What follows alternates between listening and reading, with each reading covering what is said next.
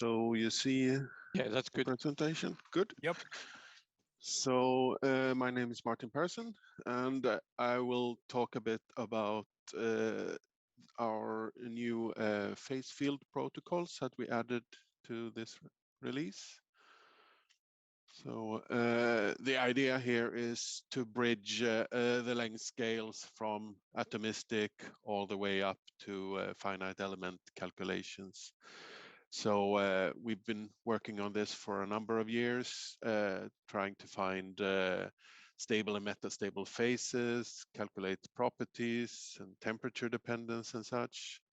And now also producing CalFAD databases for phase diagrams, and now recently these phase field simulations give us solidification simulations and similar microstructure predictions.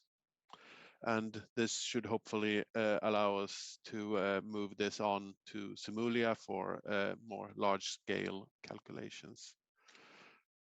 So the idea is to have a kind of a workflow all the way from convex hull prediction for low temperature stable phases. If you want production of CalFAD databases that you can use for predicting Gibbs free energies and phase diagrams, and then use some of that data to simulate microstructures using phase field simulations. And all of this can also then be pushed on to more large-scale finite element simulations in Simulia and Abacus. So I'll just show a few slides about previous protocols that we have created. So we started out creating a protocol to predict stable structures in alloys using cluster expansion to predict the convex hull for a metal alloy. So the idea is to calculate lots of small unit cells of for different lattice types, and basically fit a cluster expansion to each of these lattice types and these small unit cell calculations in terms of energy, and then use that to predict larger unit cells and basically try to exhaust the set of all possible combinations up to a certain number of atoms, and basically create a convex hull for this. So this is an example of aluminium nickel. So you can see how we have FCC on the nickel side and FCC on the aluminium side, but once you start mixing it up around 50-50, it all shifts over to being a BCC type lattice instead. So we also created a protocol for creating thermodynamic databases. I should say the previous one and this one is based on the ATAT tools. So it's a freely available tool, but we basically set up scripts for how to use it because it's not particularly easy to use otherwise. So in terms of creating thermodynamic databases, you need to know what are the stable phases. So that's what the previous protocol was for. And once you know that, you can then create a thermodynamic database for the stable phases. It can do liquid and solid phases. It does require a queuing system for the DFT jobs, and it will create quasi-random structures for each phase and basically map out the composition using these quasi-random structures. And then we calculate the total energy for each of these, either using CASTEP or just using the prediction from the cluster expansion. Then we fit these energies to polynomials and combine it all into a TDB Calfa database. So it's all done in pipeline pilot protocols. So these are the typical settings for this. It does require quite high quality DFT calculations to get it all correct. And should say that this is quite a computationally expensive thing to do if you're using CASTEP to predict all the energies, which is mostly the correct thing to do if you want to get more correct high quality output from it. So this is an example of aluminium titanium. So I used the FCC and HCP lattice and added the liquid. On top of that,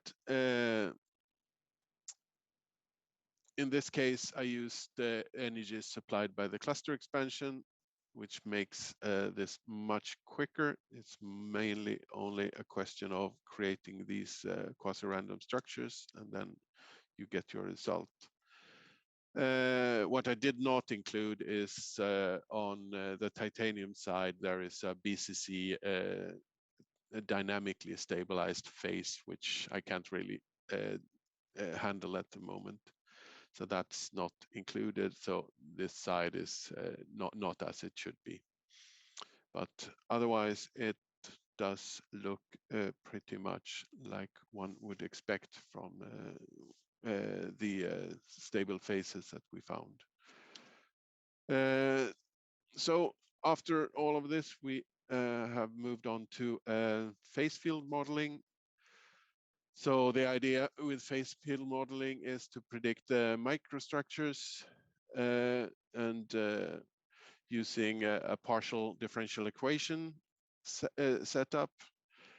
So you can model solidification, grain growth, creep, etc. And we are using the open phase core library, which is a commercial library that we have the rights to use. And the protocols then use this library to do the calculations. And we've written the main code that uses the library. So just to give you an idea what phase field modeling is, you have a set of differential equations that you want to use that describe the evolution of the different phases and the competition between the phases. And the idea with the phase field modeling is to get rid of the sharp interfaces. So instead we have smooth interfaces between regions, which makes it much easier to solve these kind of differential equations. So this is just an outtake where you can see the phase field values, and they are rapidly but smoothly shifting when we're moving between different grains in this model. So I created phase field protocols for this, 2 protocols at this moment, one for solidification and one for grain growth. In the background, they are running pretty much the same code. It's mostly a question of how you set up your calculations. In terms of thermodynamic data, you can either use a linearized model, or you can use open phase or thermocalc to supply your data for you. The final result is returned in Material Studio format as field trajectories. These are the typical output from field trajectories. And then also a study table containing more numerical properties and results as a time evolution of your simulation. You also get a microstructure that can be exported to Abacus format. So this is typical output for Abacus format. In terms of setting up your protocol, most general parameters are set up in the pipeline pilot input. So that can be accessed through the Material Studio through Material Studio in Pipeline Pilot Connector. So you will get this type of view where you can set up all the different parameters you want. So how long should it run for, what type of grid, how big is the grid, etc. And there are also a number of parameters that are composition dependent and species dependent, and those are supplied in a study table instead. So this is the type of study table, and you pass that in as an input. If you don't have one, you can you set up what components you want and what phases you want, and then you just run the protocol once, and it will create a kind of a dummy study table for you, where you have to change the parameters away from any defaults that is in there.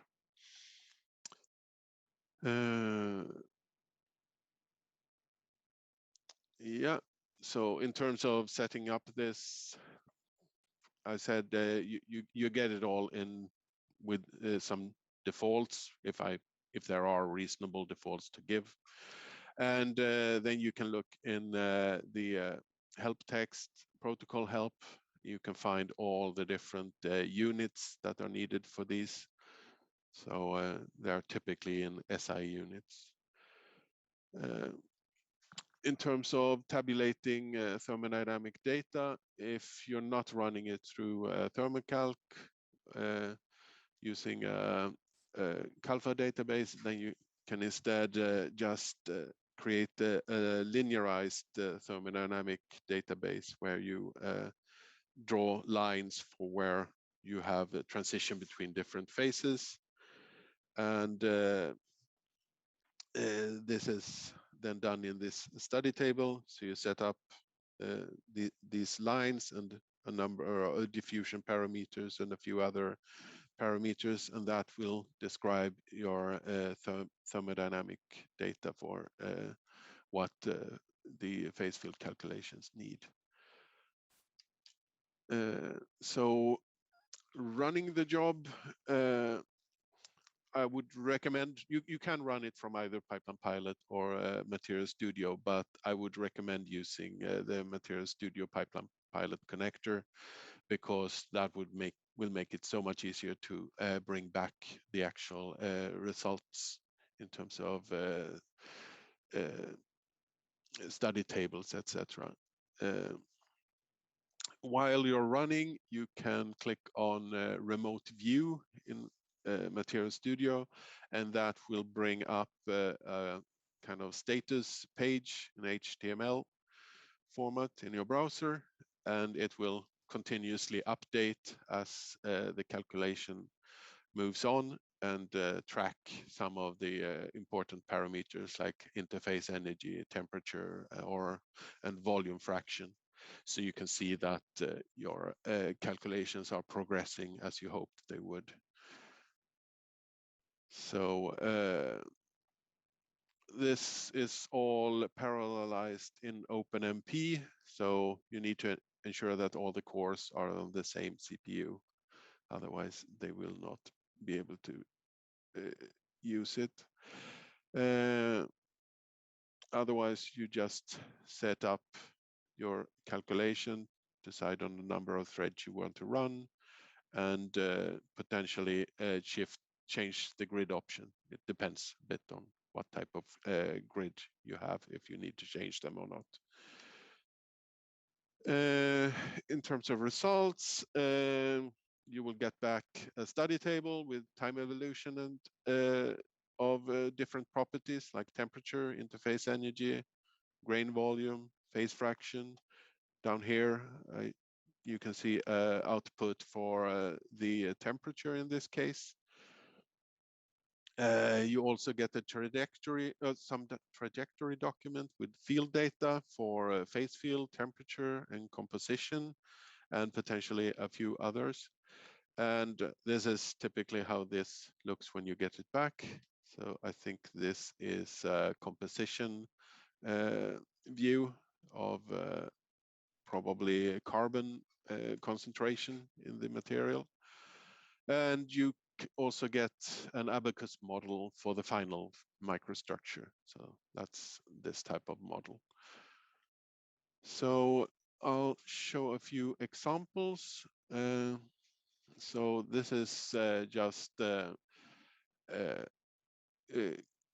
carbon steel, and I've done a linear interpolation of the phase diagram, just taking the liquidus and solidus lines between liquid and ferrite, and then I ran this calculation, and so you can see here basically the different grains, the interfaces between the different grains actually, and in this picture you can see the carbon concentration. So as we move down in temperature here, we will start to solidify the ferrite, the delta ferrite here, which means we're moving from over here to this part of the phase diagram, which has less carbon. So as you solidify these grains, you push out carbon into the liquid, and that will then diffuse around. So you can see how the carbon concentration is different around in different parts of the microstructure. So I did a more complicated calculation for aluminium magnesium, I think it is. So it's solidification in this case too. In this case, I use spontaneous nucleation. So as we cool down the system, there are lots of small defects randomly distributed in the cell, and they will spontaneously nucleate once we reach low enough temperature. And typically these defects have a size distribution, so the larger size defects will nucleate first, and typically they then grow on the expense of any other defects. So you get a distribution of nucleated grains. In this case, I used latent heat also, so you can see how the temperature is first going linearly down until we start producing the actual grain growth, at which point we are adding temperature to the system again. We go up before we start going down slowly again when basically the cooling of the system overtakes the added heat from the latent heat. And then you can see how the whole system grows, and you get, in this case, more complicated grains than in the previous example. And finally, at some point, we have more or less filled up the entire simulation cell with the solid grains. You can also track grain growth, for instance. So here I create different grains using a Voronoi tessellation. So I created 10 grains, and then I let these grains grow and compete with each other. And you can see here a tracking of the grain size for each of the grains. And in the beginning, they are approximately the same size. I mean, there is a size distribution, of course, but and then as we go along here, one grain will eventually dominate and pretty much take over and fill up the entire microstructure. And that's typically how it works with these. the largest will win out in the end. So it's mostly a question of how fast, what you do to it during this time. If you stop here, you get a certain size distribution. If you wait a really long time, you get very large grains. You can also use elastic properties, so add applied stress or strain, or add an applied strain rate to your system. In this example, I just added a bit of strain to the system, and so this is basically how it looks in terms of grains. And this picture here shows the actual strain in the system, so you can see how we have areas with positive and negative, well, not positive and negative, but different strain.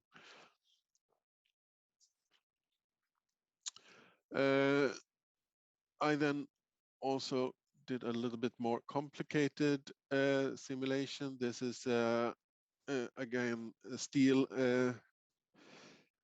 paratectic solidification.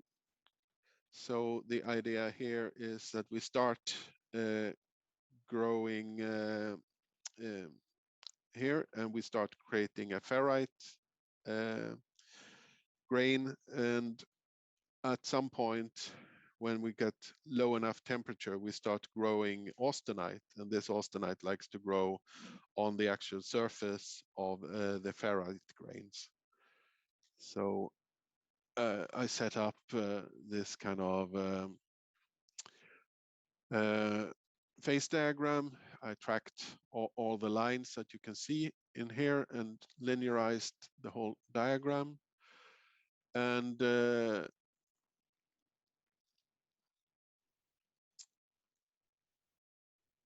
so as I told you before, the ferrite growth will sort of add carbon to the liquid. And once you get austenite growing, it will typically have a growth front that sort of moves along this the edges of the ferrite. You will see in the next picture here. So this is the simulation done on our system.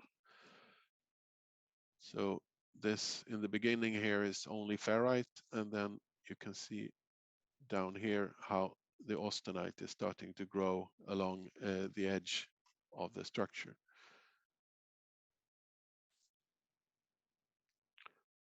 So same thing you can do for actual grains. Same thing will happen, first ferrite, and at some point we will start nucleating austenite, and you can see how it again follows the surface of the grains.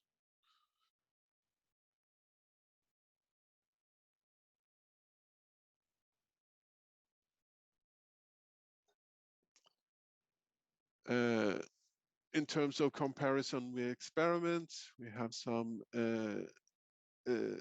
microscopic pictures here. You can see the austenite growing. So basically, this is how it looks experimentally when it grows. And if we look at ours, it's very much similar behavior. I haven't looked at the actual properties and well, speed of growth or anything like this, but it does behave very nicely in terms of what you expect from the system. Just finally, I should say we have access to thermodynamic interfaces in terms of other codes. So you can use, if you have access to thermocalc, there is a way to interface with the thermocalc code, and you can give it the CALPHA database that you want to use in terms of these GES5 files. And then you need to point to where the CALPHA dynamic library lives. There are instructions in the code for this. And this gives you another way of accessing thermodynamic data. You don't need to do your own linearization. It will just calculate all of these phase diagrams and the data that it needs automatically for you, and update as it needs updating. Same thing for OpenCalFAD, which is a free third-party software. I should say none of these two codes are shipped with the Materials Studio collection. You need to install them yourself.